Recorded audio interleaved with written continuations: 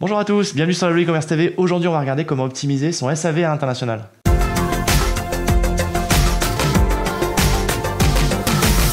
Je suis avec Arthur Soria, directeur commercial de Reverse.io. Bienvenue Arthur. Bonjour Guillaume. Alors Arthur, Reverse.io, c'est une société qui permet de développer son SAV à l'international. Alors plus que ça, nous on est avant tout une solution de gestion clé en main, donc à la fois du SAV, donc à la fois sur la gestion des réclamations clients et sur la gestion de tout ce qu'on appelle la logistique inversée, qui est la gestion des retours. Alors aujourd'hui, on va se concentrer sur les problématiques internationales. Alors quels sont les freins déjà pour se développer quand on veut se développer à l'international ?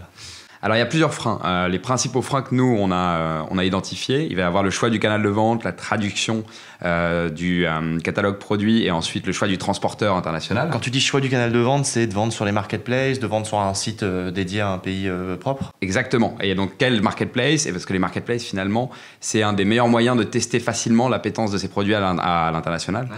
Après, malgré ça, il reste un certain nombre d'enjeux et nous on a décidé de se focaliser sur l'enjeu du SAV parce qu'on s'est rendu compte que c'était finalement le principal frein au développement international des PME, on va dire. Alors effectivement, justement, sur le SAV, c'est un frein qui peut faire peur parce qu'on ne parle pas forcément la même langue que les gens qui vont nous renvoyer des produits si ça se passe mal à l'international.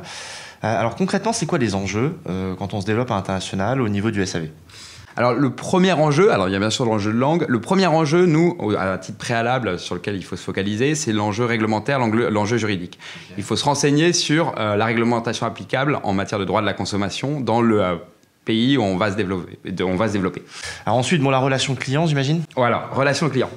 Donc bien sûr, il faut pouvoir répondre. Alors notamment, on parlait de marketplace. De plus en plus de marketplaces, comme Back Market, comme Amazon, s'internationalisent et puis demandent à leurs vendeurs de répondre aux clients dans le langage, on va dire, utilisé par le client, et puis selon les coutumes du pays.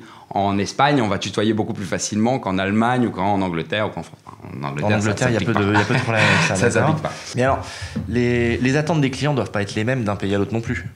Non, justement, tout à fait. Au-delà de la langue, les attentes diffèrent d'un pays à l'autre. Par exemple, je donne un exemple sur les délais de livraison. Le délai de livraison maximum que va pouvoir supporter, on va dire, un client espagnol ou un client français aux alentours de 7 jours, quand on est aux alentours de 5 jours en Allemagne ou en Angleterre. De la même manière, sur la méthode de livraison, en Espagne, on va beaucoup plus favoriser une livraison au domicile professionnel, au bureau, tandis qu'en France, on va être très accoutumé à tout ce qui est click and collect et donc passage en point relais pour aller récupérer son colis. D'accord, et ça c'est radicalement différent encore une fois. On n'a pas le même profil sur les pays européens au moins ? Non, pas sur les pays européens, c'est plus une question culturelle. Alors après, je ne vais pas faire de l'analyse de bas étage, mais c'est une question là-dessus. Alors dernier point qui nous intéresse, c'est quand même la logistique. Oui, alors tout à fait. Alors sur la logistique, nous, on a identifié deux principaux points d'attention. La première chose, c'est sur le transport-retour. Généralement, ce n'est pas le transporteur aller qu'on a utilisé pour l'envoi du produit qui va être le mieux adapté pour le retour du produit, notamment parce qu'il ne va pas disposer du même réseau de points relais si on choisit une méthode de dépôt en point relais qu'un transporteur local. Et également, en termes de prix, un transporteur local ou un autre transporteur aura peut-être des meilleurs prix. Et ensuite, au-delà du transport, il y a tout un enjeu sur l'adresse locale. On a besoin d'avoir une adresse locale pour vendre à l'international ?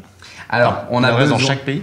Alors, c'est un enjeu, par exemple, sur certaines marketplaces comme Amazon, où le fait d'avoir une adresse locale va permettre au marchand de choisir si oui ou non il décide d'offrir les frais de transport au client final en cas de rétractation.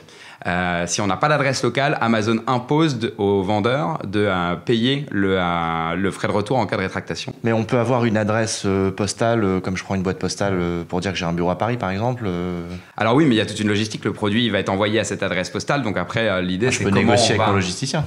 Alors ça, on peut négocier avec le logisticien. Et donc nous, justement, dans le cadre des différents services qu'on va proposer à la carte en fonction des profils des différents vendeurs, on va pouvoir proposer notamment un service de massification dans un hub logistique local qui va finalement contrôler et massifier l'ensemble des retours et les renvoyer ensuite aux marchands. Et vous êtes capable de m'apporter un partenaire par pays ? On est capable de vous apporter un partenaire aujourd'hui dans une dizaine de pays européens, dans tout ce qui est Europe de l'Ouest, sur la massification, sur la gestion du customer care et sur le transport retour. Et aujourd'hui, on a une flotte également de réparateurs aujourd'hui qui se limite à la France métropolitaine, mais on est en train de développer un réseau de réparateurs au niveau européen aujourd'hui. D'accord. Merci beaucoup Arthur en tout cas d'avoir répondu à nos questions. On se retrouve très bientôt sur la Bleu e-commerce TV pour une nouvelle vidéo. N'hésitez pas à nous laisser un commentaire, on vous répondra très rapidement. Et surtout, likez la vidéo. À très bientôt.